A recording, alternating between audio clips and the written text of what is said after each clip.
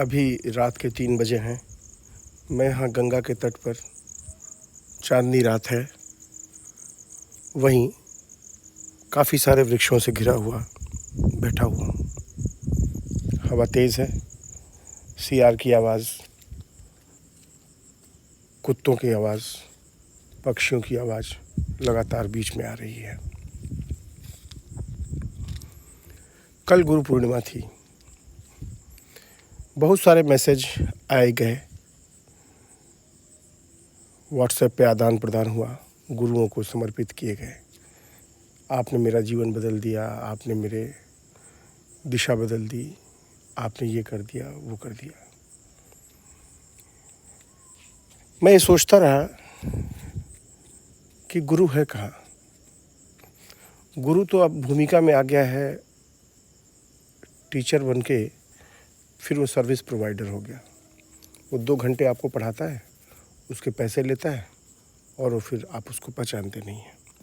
ठीक वैसे ही जैसे आपको कहीं जाना हो और आपने किसी ट्रांसपोर्ट का सहारा लिया और आप चले गए। ना आपको ड्राइवर से मतलब है, ना आपको उस गाड़ी के पूरे बैकग्राउंड से मतलब है। एग्जैक्टली वैसा ही हम शिक्षा में भी कर रहे हैं।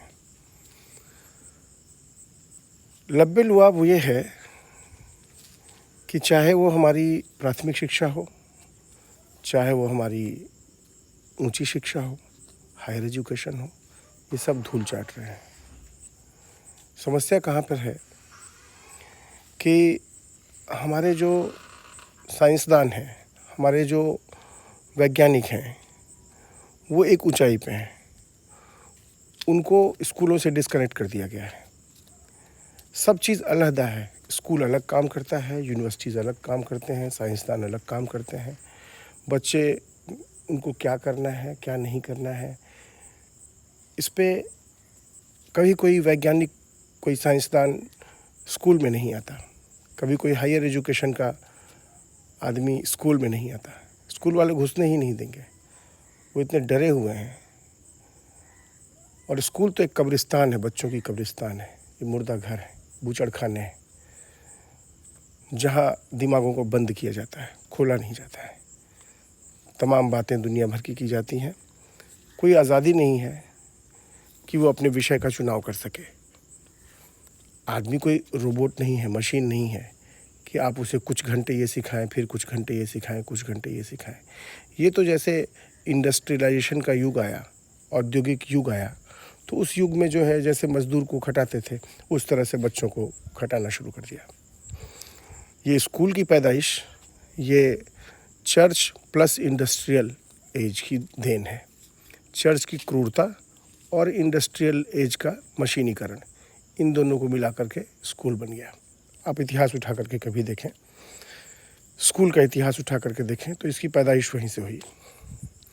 अब एक छोटा बच्चा है, उसको लेकर के हम गुरुकुल में जाएं, उसको लेकर के हम किसी नामी गिरामी स्कूल में जाएं, जहां पूरा का पूरा कारोबार टंगा हुआ है, स्कूल बैग का, ड्रेस का, किताबों का, बसेस का और एक्स्ट्रा करिकुलर का। दूसरी चीज़, हमने सब्जेक्ट्स को इस कदर अलहदा कर रखा है कि विज्ञान का बच्चा है जो विज्ञान पढ़ रहा है, वो सोशल साइंस नहीं पढ़ेगा, वो ह्यूमैनिटीज़ नहीं पढ़ेगा। क्यों भाई? एक विज्ञान के आदमी को क्या आदमियत की ज़रूरत नहीं है? या एक अच्छे आदमी को विज्ञान के समझ की ज़रूरत नहीं है? और ये बेसिकली ये कहीं ना कहीं एक दूरदृष्टि न होने का परिणाम है। और मुझे तो ऐसा लगता है कि सारी जो डिज़ाइन है, सारा जो ये ताना बाना बुना हुआ है शिक्षा का, ये कुछ या तो उन लोगों ने बनाया है जो कि शिक्षा के केंद्र में नहीं थे, जो कि राजनीति के लोग थे। ज़्यादातर उन लोगों ने यूनिवर्सिटीज़ बनाई हैं। जैसे गुरुदेव रवींद्रनाथ टैगोर ने जिस तरह से रचना की शांति निकेतन की, वो उसके केंद्र में थे। वो साधक हैं, वो कवि हैं, वो संवेदनशील हैं। लेकिन उनके अतिरिक्त मैं देखता हूँ ज़्यादातर यूनिवर्सिटीज़, ज़्यादातर स्कूल कॉलेजेस, ये सब जो है कुछ राजनीतिक के लोगों ने बनाए हैं आम जनता के लिए कि तुम ऐसे पढ़ो। वो खुद तो पढ़ेंगे नहीं। टर्की का मैं कहाँ पढ़ रहा था कि वहाँ के जो सीएम थे, पीएम थे, वो जो हैं कुछ नैनो टेक्नोलॉजी में या किस में जो है वो काफ़ी ऊंची डिग्री हासिल किए हुए थे। यहाँ आप खोज लीजिए कितने नेता कितनी किस साइंस में कौन सी डिग्री हासिल किए हुए हैं। कोई समझ ही नहीं है, अंधी दौड़ है। स्कूलों की जहाँ बुरी हाल हो, सरकार धूल चाट रही हो, उच्च शिक्षा नष्ट हो चुकी हो, वहाँ स्कूल सांपनाथ है तो कोचिंग नागनाथ है। मैं बनारस में रहता हूँ, कोचिंग की दुनिया से रूबरू हूँ। अगर कोचिंग की दुनिया पे मैं एक किताब लिख दूँ तो शायद मुझे बहुत सारे गालियाँ पड़ेंगी, क्योंकि मैं करीब सैकड़ों टीचरों की हकीकत जानता हूँ, उसकी बारीकियाँ जानता हूँ, और बहुत सारे बच्चों को, 2500 बच्चों को मैंने पागल होते देखा है। अभी बीएचयू में ही देखिए, किसी छात्र ने, एमटेक के छात्र ने सुसाइड किया है। 28 साल का लड़का था, 28 साल का युवा बीएचयू में सुसाइड किया है। बीएचयू में प्रतिवर्ष कम से कम 12 सुसाइड्स होते हैं। कहीं कोई जिक्र नहीं होता, कोई डॉक्यूमेंटेड नहीं होता। ये तो सिर्फ बीएचयू का हुआ। कोटा में 50 सुसाइड्स होते हैं। तो ले देखे खूब भारी संख्या में बच्चे सुसाइड्स भी करते हैं, आपस में झगड़े करते हैं, अपराध करते हैं, नशे करते हैं। अब तो मोबाइल मिल गया है तो उससे पोर्न की अलग दुनिया खुल जाती है। तो इस एज में, इस युग में हम करें क्या? क्या हम सारी चीज़ें नेताओं के भरोसे छोड़ें, या इन बड़े स्कूलों के ढांचों के भरोसे छोड़ें कि ये हमारे बच्चों को शिक्षित करेंगे और ये हमारे बच्चों को नौकरियां दिलाएंगे? यहाँ बनारस में मैं रहता हूँ, स्कूलों का तो बुरा हाल है ही। जो बड़े स्कूल माने जाते हैं, जैसे सनबीम है, कि सनबीम भगवानपुर है, और आर्यन है। आर्यन तो मतलब वहाँ तो लोग कहते हैं कि आप एक गधे को भी भेज दीजिए, वो इतना ज़्यादा रटा देंगे, इतना ज़्यादा रटा देंगे कि इतनी बार 100 बार रटाएंगे कि वो बच्चा पास हो जाएगा। इवन वो लोग क्लास 12th और 10th के बोर्ड के लिए एक स्पेशल बैच भी चलाते हैं, जिसमें काफ़ी भारी रकम लेते हैं, बच्चे को रखते हैं और रटा वगैरह के पास करा देते हैं। सनबीम भगवानपुर की जो स्थिति है, वहाँ पे यह है कि ठीक है, आप एक एलीट क्लास के लोगों को, जिनकी जेब भारी है, वहाँ से आप पैसे लेते हैं, और निहायत खटारा किस्म की किताबें, जैसे एनसीईआरटी की किताबें, निहायत खटारा किस्म की किताबें। कल मैं क्लास 7th के बच्चे की किताब देख रहा था, उसमें पूरी मैथमेटिक्स कम से कम 250 पेज की होगी किताब, और उसमें कुछ भी नहीं सिखाया हुआ था। केवल खूब सारी लाइंस, ट्रायंगल की डेफिनेशन, एंगल की डेफिनेशन। बेहूदगी यह है स्कूलों की कि उनको सिर्फ अपनी बैलेंस शीट पढ़नी आती है, उनको किताब पढ़नी नहीं आती है। वो कभी ज्योमेट्री की किताब नहीं, उन्हें बस हाँ ये किताब लगा दो, ये किताब लगा दो, फला कर दो, अच्छा से ड्रेस पहन के आओ, उस कॉपी पे कवर अच्छी चढ़ाओ। एक खुला दिमाग, एक आज़ाद मस्तिष्क, आज़ाद दिमाग, वो इनके बूते के बाहर की चीज़ है। क्योंकि आज़ादी से इन्हें डर लगता है, आज़ादी देने से डर लगता है। क्योंकि एक करिकुलम बना दो और एक क्लासरूम बना दो और एक इमारत बना दो और उसके ऊपर चिपका दो फला स्कूल, और कुछ मूर्ख गधे उसमें अपने बच्चों को लेकर के आ जाएंगे एडमिशन दिलाने। ये लीजिए, ज्ञान दीजिए इनको, और ज्ञान वहाँ है नहीं। मुझे इतनी निराशा हुई, जब मैं बच्चों से मिलता हूँ तब मैं एक वीडियो बना देता हूँ। कल मैं 2 बच्चों से मिला, एक बच्ची जो स्कूल में पढ़ती है और एक बच्ची जो कोचिंग में पढ़ती है। जो बच्ची स्कूल में पढ़ती है वो एकदम ख़त्म हो चुकी है, या वो रट रही है, पूरी ट्रिग्नोमेट्री रट रही है, पूरा वो ज्योमेट्री रट रही है, और सर ने ये कराया है, और पूरे ज्ञान को सैशे में तोड़ दिया, छोटे छोटे पैकेट्स में, ऐसे ऐसे ऐसे ऐसे ऐसे ऐसे करो। और वो इतनी तकलीफदेह स्थिति थी कि वो तुम जीवन से जोड़ नहीं पा रहे हो शिक्षा को। शिक्षा को केवल किताबों और बस्ते तक सीमित कर दियो, ये निहायत बदतमीजी है। तो चाहे सनबीम भगवानपुर हो, चाहे आर्यन हो, या कोई भी स्कूल हो भारत का, ज़्यादातर स्कूल, 99% से ज़्यादा स्कूल, या एक आधी ऐसे होंगे जो इस बेहूदगी से बचते होंगे। बेहूदगी यह है कि तुम्हारा ज्ञान तुम्हारे बस्ते में है, तुम्हारा ज्ञान तुम्हारे जीवन में नहीं है। तुम बच्चों को खुली आज़ादी दो, बच्चों को परिवेश में देखने दो, उस ऑब्जर्वेशन से सीखो। तुमने किताबें बना रखी हैं ज्योमेट्री की, तुमने किताबें बना रखी हैं अर्थमेटिक्स की, सब फालतू किस्म की किताबें, और इसलिए कि भाई इतना धीरे धीरे वो समय काटेंगे नहीं तो फिर बच्चा रुकेगा नहीं। वो बच्चे को रोकेंगे स्कूल में किस बहाने, आज ये चैप्टर, कल वो चैप्टर। अगर वो जीवन से सिखाएंगे तब तो महीने भर में इतनी समझ पैदा हो जाएगी कि साल भर इनका कारोबार चलेगा ही नहीं। तो साल भर कारोबार चलाने के लिए ज़रूरी है कि उसको लंबा खींचो, बात को लंबा खींचो। तो जो चीज़, जो मसला बच्चे को हम 1 महीने में समझा सकते हैं, वो मसला ये साल भर खींचते हैं। किताबें ले आओ, बैग ले आओ, फलां करो, ढिका करो, फ़ीस वसूलो। तो ये जोंक की तरह ये सनबीम भगवानपुर और ये आर्यन और ये जितने भी मकड़ी के जाले की तरह बैठे फैले हुए हैं, कुकुर मुत्तों की तरह खुले हुए हैं सारे स्कूल। और यहाँ से जो बच्चे शोषण होकर निकलते हैं, शोषित होकर, तो फिर कोचिंगों में निकलते हैं। बनारस की कोचिंग है JRS, और बहुत सारी कोचिंगें हैं, कैटजी और JRS है, कैटजी है, आकाश है, L1 है, ओरिजेंस है, आपका नारायणा है, रेजोनेंस, बहुत सारी कोचिंग्स हैं। मैं सबको जानता हूँ। सबका स्टैटिस्टिक्स ये है कि अगर तुम 3000 बच्चे ले रहे हो तो 3000 बच्चे में 10 सेलेक्ट होंगे, बाकी 2990 के मुंह पे जूते पड़ रहे हैं। उसमें से 500 तो पागल हो रहे हैं। JRS की स्थिति ये है कि ये 500 की भीड़ में पढ़ाएंगे। ये आदमी को आदमी नहीं समझते। ये जो है 500 की भीड़ पढ़ाएंगे और सामने मरा हुआ टीचर खड़ा हुआ है एकदम से। आपको शाहरुख खान तो है नहीं कि आपकी और 500 बच्चे देख पाएंगे। तुम निहायत जो है लो ऊर्जा के आदमी हो, निम्न ऊर्जा के आदमी हो, और तुम खड़े हो वहाँ पे बोर्ड पे। बच्चे तुम्हारी ओर देखते ही नहीं हैं। बच्चे पीछे फेसबुक देख रहे हैं, तो इंस्टाग्राम देख रहे हैं, तो गाना देख रहे हैं, तो शेयरिंग कर रहे हैं ब्लूटूथ की, तो कोई लेटा हुआ है। तो ये सब अपराधी हैं। इनको तो मैं अपराधी मानता हूँ, इन बड़े स्कूल वालों को और बड़े कोचिंग वालों को। ये पायस क्रिमिनल्स हैं, पवित्र अपराधी हैं। ये सफ़ेद पोश हैं सब, जो कि एक दुकान खोल के बैठे हैं बाज़ार में शिक्षा का और ज्ञान का, कि आओ हम तुम्हें तकनीक सिखाएंगे, तुम्हें नौकरी मिलेगी, अच्छे कॉलेजेस में चले जाओगे। एक तो तमीज़ के कॉलेज नहीं है, ठीक है। जो पढ़ा रहे हैं वहाँ पे वो निहायत ही वाहियात चीज़ें पढ़ा रहे हैं। ऊपर से तुम जो स्कूल में पढ़ा रहे हो, स्कूलों से के दंश से डस के निकलते हैं, तो वो स्कूलों का डसा हुआ आदमी कोचिंग में जाता है, वहाँ भी कोचिंग में बैठे हुए डस लेते हैं। तो ये डसने वाले जो सांप हैं, ये इर्द गिर्द बैठे हैं। बच्चे के कारोबार, बच्चे को लेके उनके इर्द गिर्द एक कारोबार खड़ा किया हुआ है। तो एग्जैक्टली जो कोई भी समस्या है या जो कोई भी अवसर है, बाज़ार उसको भुना लेता है। चाहे आपकी बीमारी हो, चाहे आपके बच्चे की शिक्षा का अवसर हो। तो आखिर हम करें क्या? विकल्प क्या है हमारे सामने? विकल्प यह है कि पहले हम खुद शिक्षित हों, हम खुद जाने की शिक्षा क्या है। हम शिक्षा का मसला ये न समझें कि हमने BSc करा दी, हमने BSc AG करा दी, हमने आर्ट्स से करा दिया, हमने फलां से करा दिया, हमने ढिका से करा दिया। 150 फैकल्टीज़ हैं, 150 डिपार्टमेंट है BHU में, 150 तरह की टेक्निक करा दीजिए। डिग्री हासिल है हाथ में, ज्ञान है नहीं, समझ है नहीं, डिग्री लेके घूम रहे हैं बाज़ार में, कुछ मिलता नहीं। तो जो मिलेगा वो योग्यता से मिलेगा। छोटे छोटे बच्चे हैं, इनको तुम नष्ट कर रहे हो स्कूलों में निहायत वाहियात किस्म का सिलेबस पढ़ा करके। हाँ, स्कूलों कोचिंगों में तो बच्चों को भेड़ बकरी समझते हैं।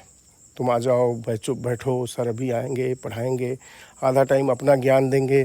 सर ने कई 100 करोड़ रुपए लूट रखे हैं पिछले कई सालों से कोचिंग में पढ़ा के। वो अपनी कहानी सुनाएंगे, अपनी ब्यौरा देंगे, और बस बच्चे उसी में गुलगुले हैं। अरे फलां सर ये कह के चले गए, ढिका सर ये कह के चले गए। उन्हें पता नहीं है कि वो कितना बड़ा छल कर रहे हैं वो टीचर। ऐसे टीचर हैं थके हुए सुस्त कि वो बोलने में उनको जहमत लगती है। पेन गिर जाए तो पेन तक नहीं उठा पाते हैं। ऐसे थके हुए सुस्त टीचरों की जमात खड़ी कर रखी है। मैं देखता हूँ कोचिंग में लोगों को थके हुए, बस डरे हुए, कहीं कोचिंग में दिक्कत ना हो जाए, कहीं बंद ना हो जाए।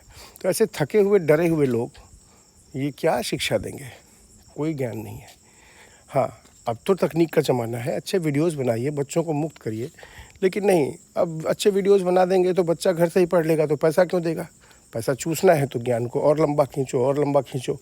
जैसे टीवी सीरियल वाले खूब लंबा खींचते हैं, उस तरह से खूब लंबा खींचो पढ़ाई को। वो जो बेहूदगी है खूब लंबा खींचने की, उसी बेहूदगी के कारण बच्चा नष्ट होता है। कोई नहीं, ज्ञान जो है त्वरित गति से इंस्टेंट भी दिया जा सकता है। और एक बड़ी ही एक डायनेमिक जगह होगी जहाँ प्रकृति भी हो, जहाँ प्रयोगशाला भी हो, जहाँ लाइब्रेरी भी हो, जहाँ एक जीवंत प्रोफेसर भी हो, जीवंत टीचर भी हो, जो खुद भी शिक्षक हो, जिसके पास इतनी विनम्रता हो कि कह सके कि हाँ लो ठीक है, मेरी उम्र तुमसे ज़्यादा है लेकिन मैं भी अभी जीवन से सीख रहा हूँ। तो CBSE ने जहाँ जहाँ अपने जाल फैलाए हैं वहाँ वहाँ नर्क पैदा हुआ है। सिर्फ पाखंड पैदा हुआ है, शिक्षा का एक मिथ पैदा हुआ है, ज्ञान का एक मिथ पैदा हुआ है। तो ले देकर के स्थितियाँ यही हैं। अब विकल्प क्या है? पहले हम खुद शिक्षित बने, अच्छी लाइब्रेरीज़ क्रिएट करें, अच्छी किताबों के सानिध्य में आएँ, अच्छे लोगों के सानिध्य में आएँ, जानें कि शिक्षा क्या है, व्यक्ति संतुलित रहे।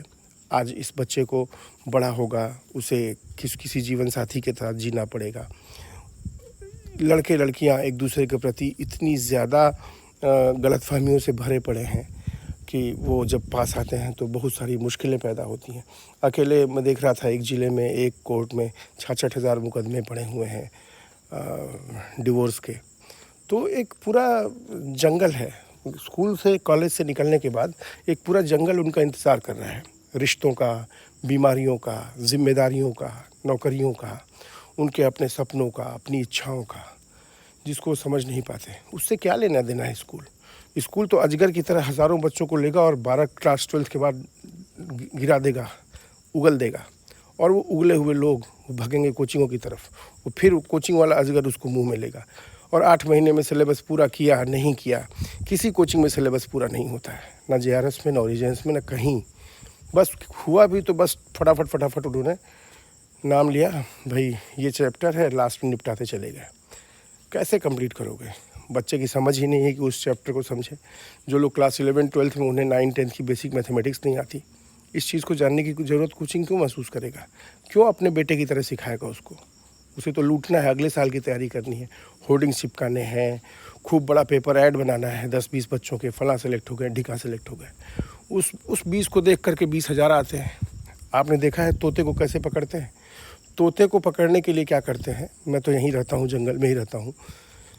शहर से मैं भाग आया क्योंकि शहर जो एक ख़तरनाक जंगल है, ये वाले जंगल में कम से कम हार्मनी है। खैर, तो जंगल में पकड़ते कैसे हैं शिकारी?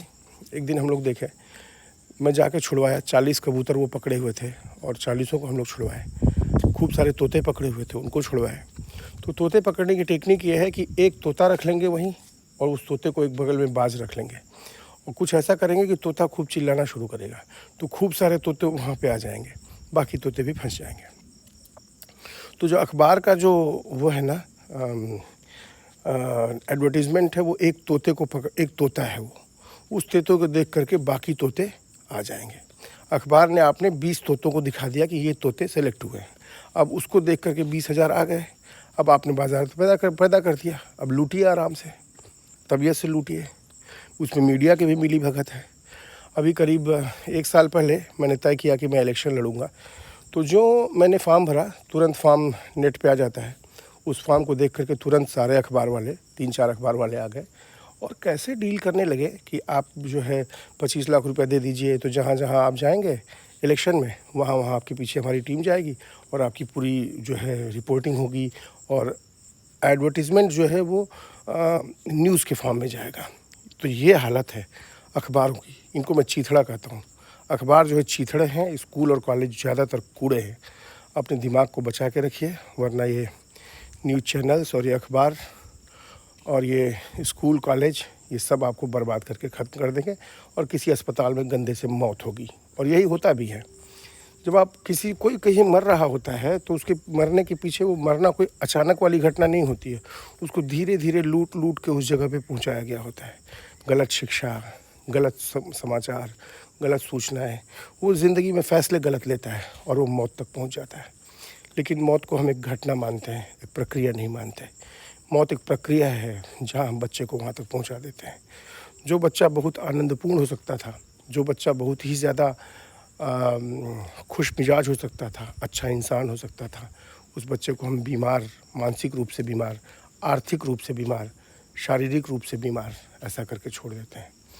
मैं बहुत से लोगों को जानता हूँ जो बंद चैम्बर्स में बहुत सारी योजनाएं बनाते हैं, इतना पैसा उतना पैसा, ऐसा लगता है पैसा किसी तरह से पालो, और चेहरे पे उनके 12 बज रहे होते हैं। कोई तमीज़ नहीं होती है जीवन की।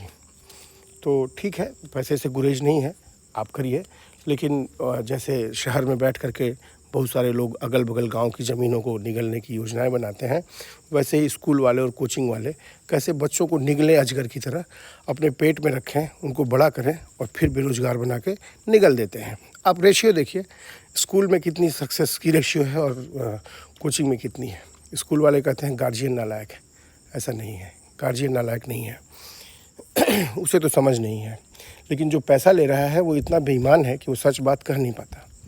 बच्चे जो कि फ़ेल होने के लायक हैं उनको 90%, 94% देते हैं। हर बच्चा क्लास 8 तक 90% से ऊपर पाता है। ये स्कूल की एक स्ट्रेटजी है, मैनेजमेंट की एक स्ट्रेटजी है कि उसको फुलाए रखो गुब्बारे को। जब बाद में ज़िंदगी उस गुब्बारे में पिन चुभाती है तो अचानक से धड़ाम से गिर जाते हैं, माँ बाप के सपने टूट जाते हैं। तो स्कूल, कॉलेज, ये सब जो है शैक्षिक प्रदूषण के अड्डे हैं, जो व्यक्तित्व को भी ख़राब करते हैं, आत्मबल भी छीन लेते हैं और आपको भटका के आप उनकी उंगली पकड़ते हैं। बच्चा स्कूल की उंगली पकड़ता है कि ये हमें ज्ञान की राह दिखाएगा, तमसो माँ ज्योतिर्गमय करेगा, लेकिन वो उसको उंगली पकड़ के दूर कहीं जंगल में बियाबान में छोड़ देते हैं। जब वो 12th पास करता है तो पाता है कि ये तो वो दुनिया ही नहीं है जो मैंने पढ़ी है। पढ़ा मैंने कुछ और है और ये ज़िंदगी कुछ और चाह रही है। यहाँ तो सीए भी है, वकील भी है, डॉक्टर भी है, नेता भी है, ब्यूरोक्रेट्स भी हैं, गांव के लेवल से लेके विश्व के स्तर तक की पॉलिसीज़ भी हैं। क्या करूं मैं, कहाँ जाऊं? उसका समय तो ये 12 साल खा चुके हैं। अब उसके पास इतना कम समय होता है कि उतने कम समय में वो समझ नहीं पाएगा। घर की मुश्किलें अलग होती हैं, कहाँ वो जाए। तो इसलिए विकल्प यही है कि पहले खुद शिक्षित होइए, अच्छे चीज़ों से जुड़िए, अच्छी जगहों से जुड़िए, जानिए कि शिक्षा क्या है। छोटे छोटे इंस्टीट्यूशंस गांव में बनाइए, गांव में लाइब्रेरी बनाइए, कुछ गार्जियंस मिल करके छोटे छोटे प्रयोग करें। यही मेरी आपसे एक विनती है। अपना ख्याल रखें। काफ़ी बातें मैंने की। कोचिंग सांपनाथ है, स्कूल नागनाथ है। और तो और यहाँ गुरुकुल हैं, मदरसे हैं, संस्कृत के शिक्षा देने वाले विश्वविद्यालय हैं, जहाँ से मुझे नहीं लगता कि बहुत ही ज़्यादा ठीक किस्म के लोग पैदा होते हैं। जहाँ से बहुत जड़ दिमाग लोग, चाहे वो मदरसे हों चाहे संस्कृत के विश्वविद्यालय हों, बहुत ही जड़ दिमाग के रटे हुए घुटे हुए लोग पैदा होते हैं। बहुत दुर्लभ है कि कोई व्यक्ति आपको मिल जाए जिसका मस्तिष्क खुला हुआ हो और वो स्कूल और यूनिवर्सिटी की भाषा में बात ना करता हो। बीएचयू जिसको मालवीय जी ने बनाया, वहाँ भयंकर जातिवादिता है, भयानक जातिवादिता है। हर व्यक्ति, हर प्रोफेसर आपका पहले जाति पूछेगा। मैं तो जानता हूँ कई डिपार्टमेंट ऐसे हैं जहाँ उनकी बहू बेटी सब इकट्ठा ही पूरे डिपार्टमेंट पे कब्जा किए हुए हैं। तो मालवीय जी आज होते तो खुद सिर पीट लेते हैं और फिर डंडे से इन सबों को पीट के भगा देते। लेकिन पता नहीं, शायद कोई बड़ी संस्था बनती है तो उस पर इसी तरह गिद्ध कब्जा कर लेते हैं, चाहे वो संस्था कैसी ही हो। बुद्ध हैं या ईसा मसीह हैं या कृष्ण हैं या मोहम्मद हैं, कोई भी तमीज़ का आदमी जब पैदा होता है उसके इर्द गिर्द एक सेक्ट पैदा हो जाता है, एक क्षेत्र पैदा हो जाता है, उस पर कारोबारी और बनिए सब कब्जा जमा लेते हैं। वही हाल बीएचयू के साथ हुआ, वही ऑरोविल के साथ हो रहा है, वही शांति निकेतन के साथ हो रहा है, वही वर्धा गांधी जी के आश्रम के साथ हो रहा है। तो समस्या इसी बात की है। अच्छा, दूसरी तरफ इंजीनियरिंग कॉलेज मुंह खोले बैठे हैं। आप पहले स्कूलों से लूटिए, बिना मतलब की बकवास पढ़िए 12 साल, फिर वहाँ से कॉलेज में जाइए। इंजीनियरिंग कॉलेज वो निहायत वाहियात किस्म के प्रोफेसर, वाहियात किस्म की चीज़ें आपको पढ़ाएंगे।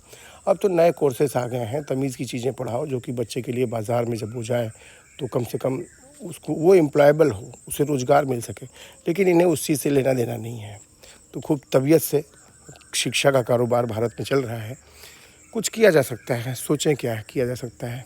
मैंने तो सोचा है अभी जल्दी ही बस चलाना शुरू करूँगा। वो बस गांव-गांव जाएगी, लाइब्रेरी, बात करूँगा लोगों से, और कुछ किया नहीं जा सकता। छोटे छोटे प्रयोग किए जा सकते हैं।